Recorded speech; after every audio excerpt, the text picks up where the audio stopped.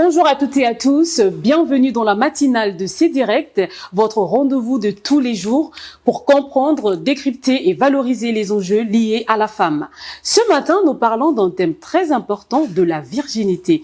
Parce que quand on entend virginité, on entend une femme qui n'a pas encore eu de rapport sexuel.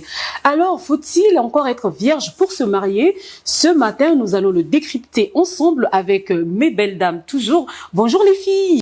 Bonjour. Ah, vous êtes toutes belles ce matin. Hein? Merci. Ah bon, d'ailleurs, comme d'habitude. Donc, nous allons décrypter cela afin de comprendre le vrai sens de la virginité ou bien est-ce qu'il faut encore rester vierge pour être mariée. Alors, Mamissa. Une fille vierge, c'est celle qui n'a pas encore connu des relations sexuelles. Si on en trouve encore, je dirais oui et non. Parce que il y a d'autres familles et d'autres coutumes.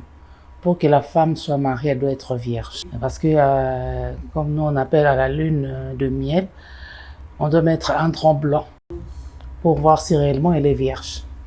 Et dans d'autres églises, on dit pas le rapport sexuel avant le mariage.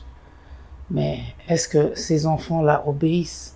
Parce qu'il y en a d'autres qui disent je peux pas acheter la viande dans un sac pour ne pas être dessus sur le lit conjugal. Donc, je dois d'abord essayer, voir et comprendre. Ok. Alors, Naomi, pourquoi la virginité est-elle encore valorisée avant le mariage? Bon, moi, je dirais que, de mon côté, je dirais non, parce que ça reste dans l'époque des églises, au fait. Comme prenons, par exemple, le cas des églises du message. Là-bas, on oblige un homme de Dieu, que ce soit orateur, prédicateur, pour se marier, il doit épouser une vierge. Comme Mamissa a dit, est-ce qu'il y a encore les vierges dans notre... Parce que quand vous partez même à la maternité, vous voyez des enfants de 16 ans, de 14 ans, de 17 ans, qui font des enfants. Ça veut dire que la génération est tellement risquée. Je vais quand même prendre cet exemple pour essayer un peu d'édifier nos téléspectateurs. Il y a des vidéos sur TikTok, la fille du pasteur, je sais pas si vous avez eu à voir l'histoire, fiancée ah oui, elle est fiancée et elle ne veut pas faire les rapports avec son copain parce que ses parents peut-être vont mal interpréter parce que c'est quand même une fille qui prêche, oui, dans l'église et elle est condamnée peut-être à avoir des rapports après son mariage. Mais cela a poussé la fille à aller coucher avec un autre frère de l'église. Et les vidéos aujourd'hui, c'est sur Internet. Parce que quoi? Les parents obligent les enfants, non, pour te marier, faut te marier en étant vierge. Oui, c'est la coutume. Oui, c'est les traditions. Oui, la Bible nous dit la chasteté, la pureté, la piété, mais oui. Mais nous sommes dans des époques où les enfants d'aujourd'hui ne peuvent plus s'abstenir, si on peut le dire. Les enfants d'aujourd'hui veulent découvrir. Les enfants d'aujourd'hui veulent essayer. Mais qu'est-ce qui fait à ce que les parents restent ensemble? Qu'est-ce qui fait à ce que nos parents aient des enfants? Comment ils font? Et vous, en tant que les enfants, quand vous avez ce genre de questions dans votre tête, ça vous pousse automatiquement à découvrir. Et maintenant que tu parles même de... tu nous as édifié ce matin avec l'histoire de la fille du pasteur, d'ailleurs, qui est très virale sur les réseaux sociaux. Mamissa, est-ce que tu penses que la virginité est un gage de fidélité ou de moralité? Je dirais non.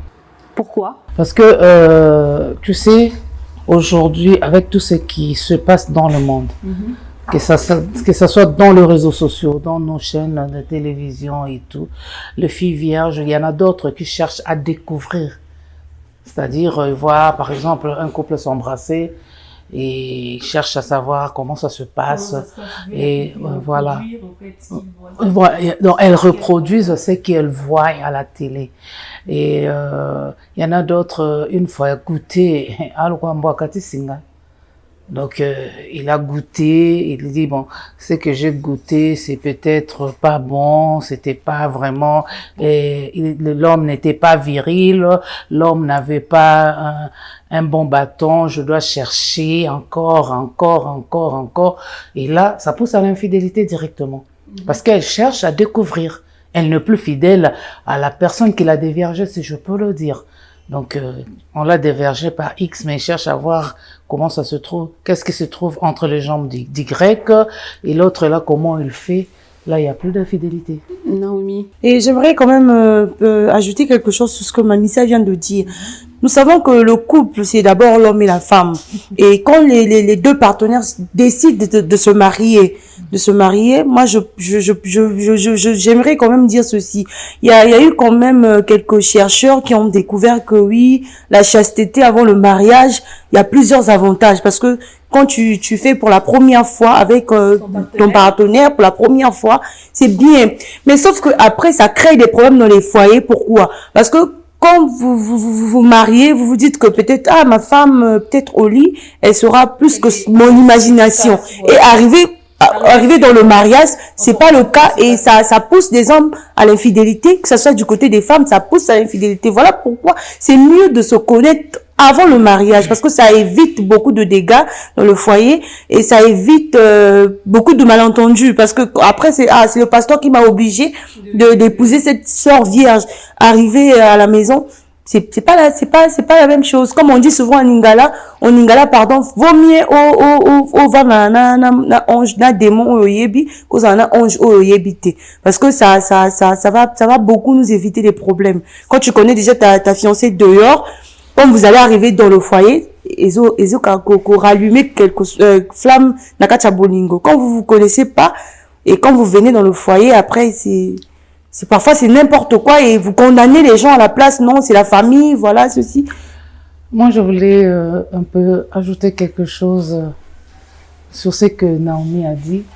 Quand l'Église défend, l'Église impose aux gens de garder la virginité jusqu'au mariage, c'est bien, c'est une bonne chose, parce que c'est quand même un honneur de marier sa fille étant vierge. Mais il faut savoir aussi, dans des églises, pourquoi ne pas organiser des jours d'éducation sexuelle? Parce qu'on doit apprendre aux enfants. Parce que d'après d'autres mères, elles se disent, aujourd'hui, si j'apprends à ma fille la sexualité, c'est un sujet tabou. C'est pas un sujet tabou. Attendez, si vous n'apprenez pas votre fille, la rue, je dis toujours, la rue est bien disposée. Elle est disponible pour apprendre. Alors, qu'est-ce qu'elle va apprendre à ta fille? Et en plus, les familles les familles, que ce soit l'église, ont plus tendance à mettre la pression sur les femmes, sur la chasteté, comment être vierge pour se marier. Mais est-ce que quand vous nous obligez à garder notre virginité pour se marier, est-ce que les hommes avec lesquels on se marie, bon, eux, ils gardent... Et aussi, ils sont chastes, d'après l'église. Ah, ils sont chastes. Oui, et que ça même les pasteurs. Vous ne devez pas avoir de relation sexuelle avant le mariage. La relation sexuelle, on la fait pas seule. On le fait en couple. Donc, c'est-à-dire, la femme doit être vierge et puis l'homme chaste. Il garde sa chasteté. La femme garde sa virginité. Oh non, faut faire ça après le mariage. Moi, je me pose toujours la question, est-ce que Adam et Ève, quand ils ont eu à faire ça, ils étaient encore vierges? C'est ça la question. Parce que il y a aucun verset biblique qui dit que non, Adam a épousé Ève avant d'avoir peut-être avant de faire des enfants. Mais pourquoi l'église aujourd'hui on nous oblige au moment que même eux-mêmes les pasteurs ils font ça avant le mariage? Mais oui, moi je connais certains pasteurs qui ont même pas avec leurs femmes, avec les sœurs de l'église.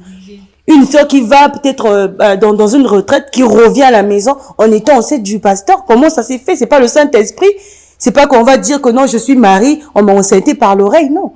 Donc, comment vous pouvez pousser les enfants des gens à rester vierges au moment que vous-même, les pasteurs, vous-même, vous êtes dans l'église, vous couchez avec des sœurs, surtout dans la chorale, il y a trop le désordre dans l'église. Les conducteurs, ils sont là à coucher des filles des gens, mais vous demandez aux filles de rester vierges. Est-ce que vous-même, vous êtes plus sûrs? C'est ça le problème. La première éducation, c'est à la maison qu'on l'apprend, pas à l'église. L'église ne vient qu'en seconde position. Mais la première position, c'est la maison, là où tu as grandi et né.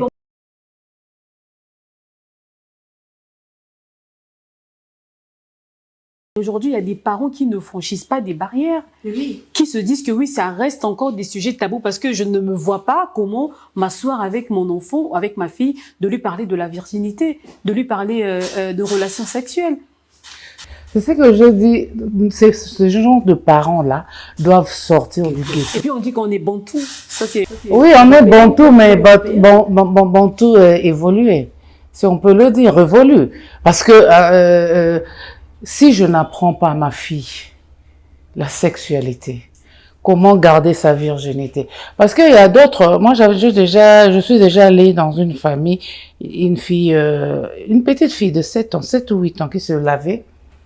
Alors, sa sœur voulait toucher pour le laver. Non. Maman m'a dit, ici on ne touche pas. Vous voyez? Elle grandit avec cette idée-là. Voilà. Alors, si vous l'expliquez comment laver sa Jessica, elle saura le faire. Et elle va grandir avec cette crainte-là, qu'elle soit touchée. Tu veux être maman à cet âge, parce que si tu touches là. Parce que mamie a dit à 16 ans. Mais il y a d'autres qui voient leur menstru à 14 ans. Il y en a d'autres même qui voient à 11 ans. Plus tôt. Alors, si vous n'apprenez pas, un enfant de 11 ans, vous l'apprenez pas la sexualité, elle voit déjà ses règles.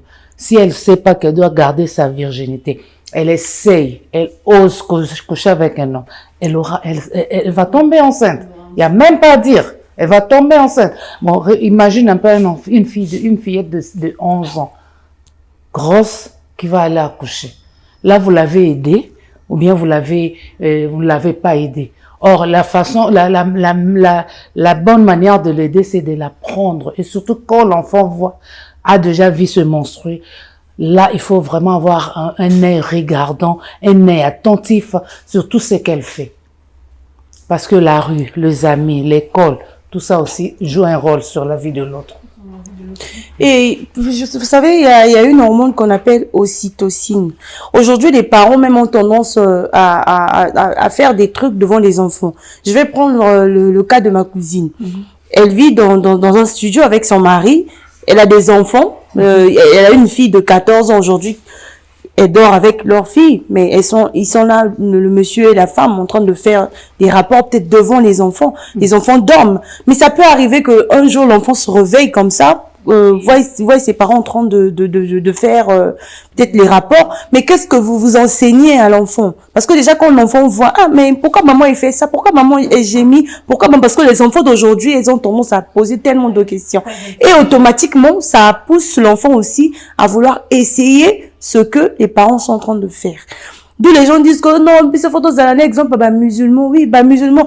Moi, je connais des filles musulmanes aujourd'hui, bazo kangaliboso, bazo pesasima. Mais c'est aussi une façon de dire que, de garder sa virginité, parce que si vous faites déjà ça par derrière, et que le devant reste intact, ce qui veut dire que vous n'êtes plus vierge, parce que vous êtes déjà en action. Vous faites déjà les rapports avec votre homme. Donc voilà pourquoi j'ai dit, quand vous obligez aussi les gens à garder la virginité, il faut regarder aussi derrière, parce qu'ils peuvent bien garder devant, mais donner derrière.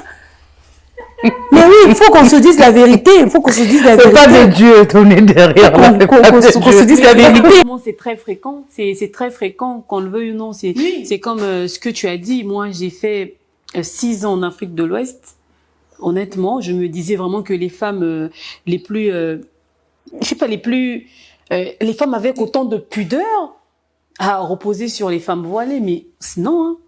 Tu te rends compte que la journée, elles sont voilées, mais le soir, la plus haute prostitution commence en Afrique de l'Ouest. Tu dis, mais c'est incroyable ce qui se passe là. Je préfère encore nous en Afrique centrale. Mais elles sont voilées, elles vont parler de l'islam et tout, mais dès que tu arrives là, c'est pas ça. Tout le monde est gâté. Mais comme elle a dit, par l'arrière.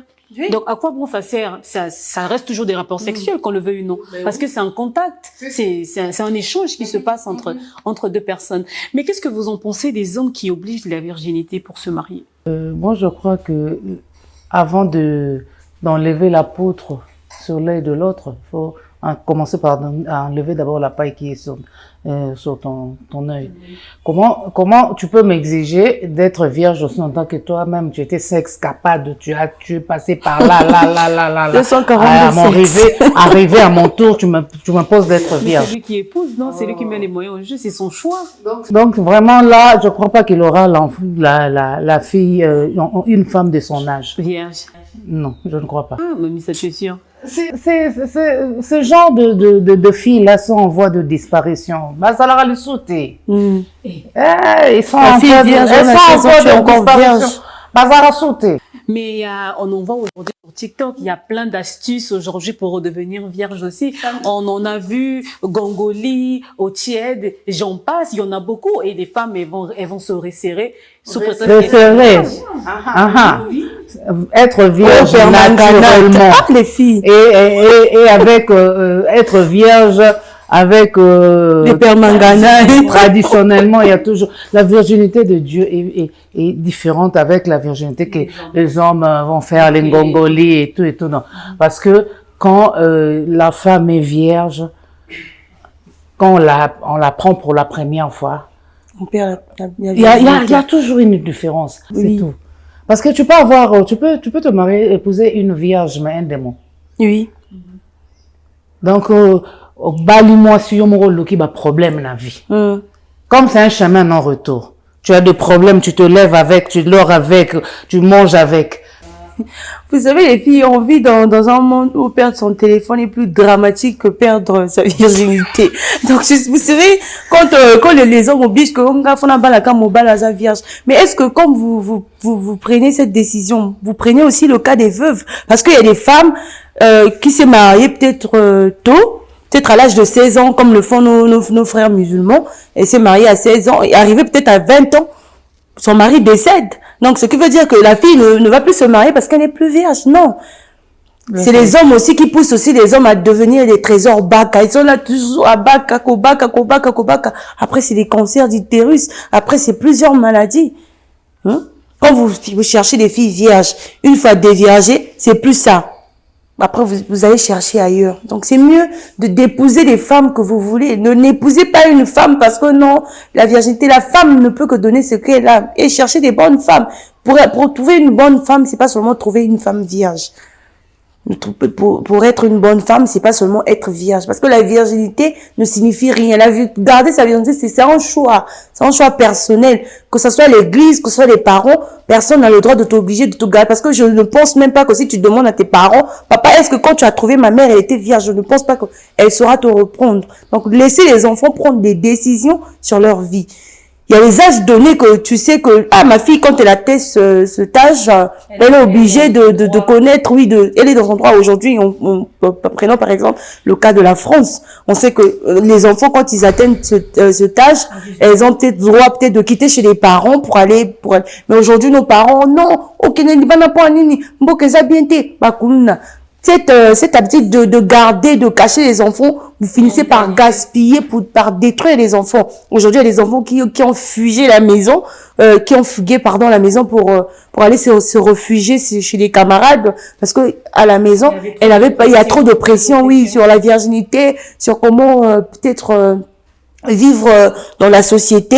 Et il y a aussi des sociétés aujourd'hui qui mettent beaucoup de pression sur des gens sur la virginité. Voilà pourquoi je dis que ça doit rester un choix personnel.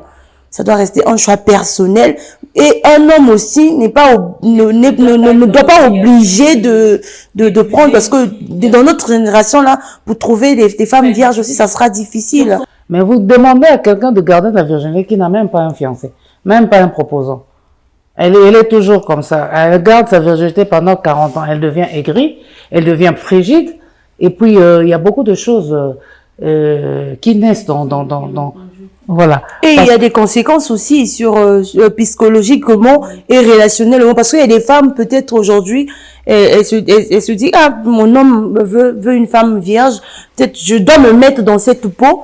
Et arrivé le jour du mariage, peut-être elle se marie, arrivé aux noces, elle drogue son mari pour que le mari puisse dormir, et le matin, le mari se réveille pour dire que chérie, on a eu à faire ça, au moment que c'est faux. Pourquoi? Parce que les hommes ont tendance à obliger à se marier et à insister sur la virginité. Ça peut régénérer plusieurs causes dans votre foyer. Ça peut ramener plusieurs problèmes dans le couple. Parce que quand vous obligez aussi, votre femme n'est pas vierge, et le fait qu'elle vous aime, elle est obligée de cacher ce secret. Et pour faire ça, elle est obligée de vous droguer, peut-être de vous mettre quelque chose dans votre boisson pour vous endormir, et vous réveillez le matin comme ça et vous dites chérie, on a eu à faire ça au moment que vous avez rien fait. Juste pour garder, au fait, cette image, cette dignité, ça crée des problèmes psychologiquement. Donc, arrêtons d'obliger, arrêtons de frustrer. C'est stressant, hein, quand tu es face à un homme, il te dit que moi, je veux épouser une fille vierge, au moment que vous êtes en relation avec lui. Tu te dis, mais le jour qu'il va savoir, pardon, que je suis pas vierge, est-ce qu'il va plus m'aimer? Et les questions là, c'est pas bien pour, ça ne sert pas de mentir sur, ça culpabilise, au fait, les femmes aujourd'hui. son identité. Est-ce qu'on peut, un homme, moi je pose d'abord la question aux hommes. Vous préférez une femme vierge, stérile, ou une femme de vierger qui est féconde. Moi, je trouve que c'est un faux débat. C'est un faux débat, surtout sur les hommes qui imposent, qui exigent. Moi, ma femme doit être ça. Non.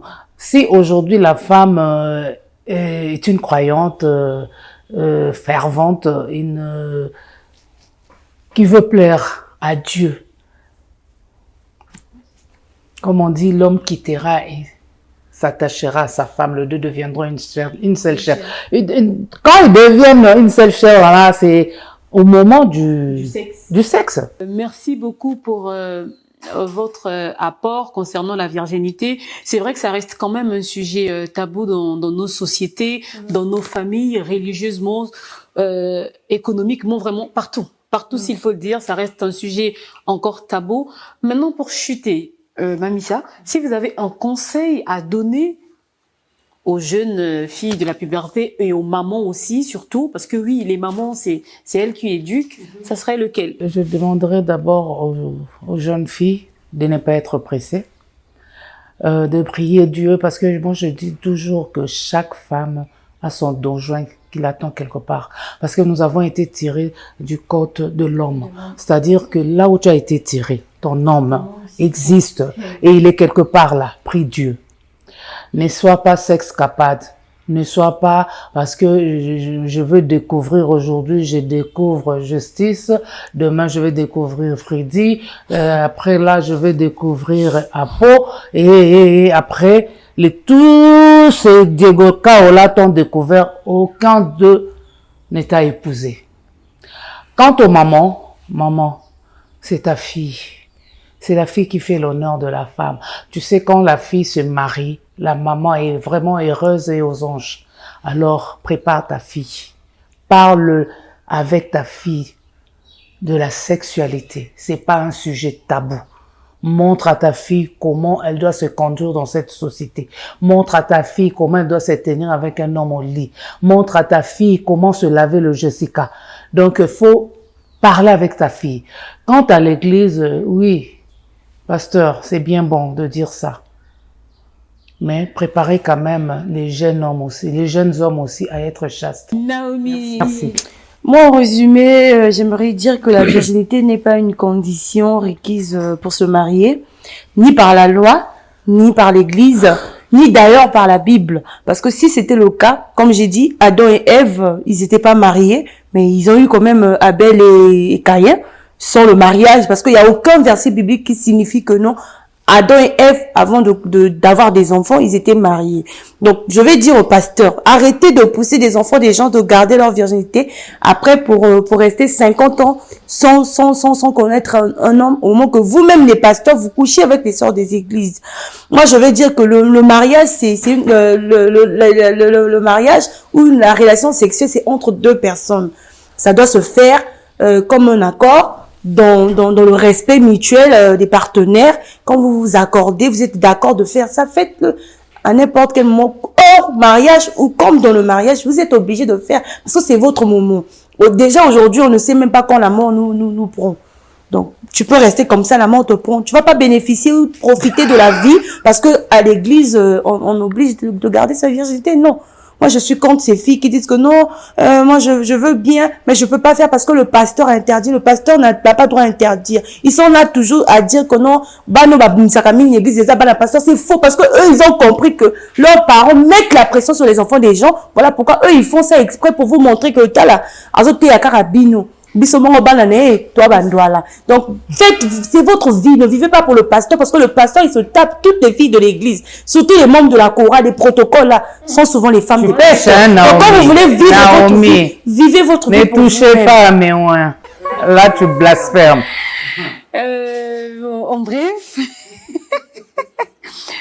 Comme vous avez su le constater, voilà, on a eu des avis concernant la virginité, qui est un sujet essentiel, surtout, et beaucoup prêché dans les églises, dans la société, et j'en passe.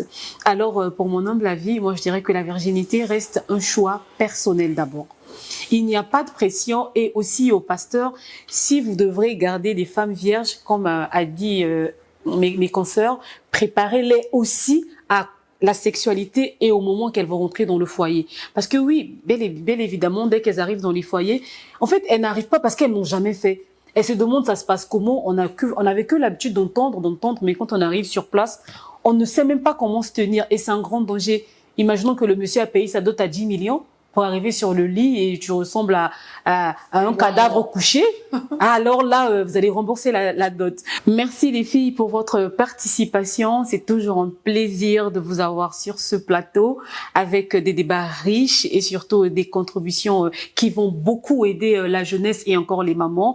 Merci à l'équipe technique. Merci au PDG Judikaël Moussirou pour la conception de cette émission, et merci à notre partenaire Hôtel Saphir pour le cadre magnifique qu'il nous donne et pour toute la beauté qu'on vous dégage. Merci, à demain.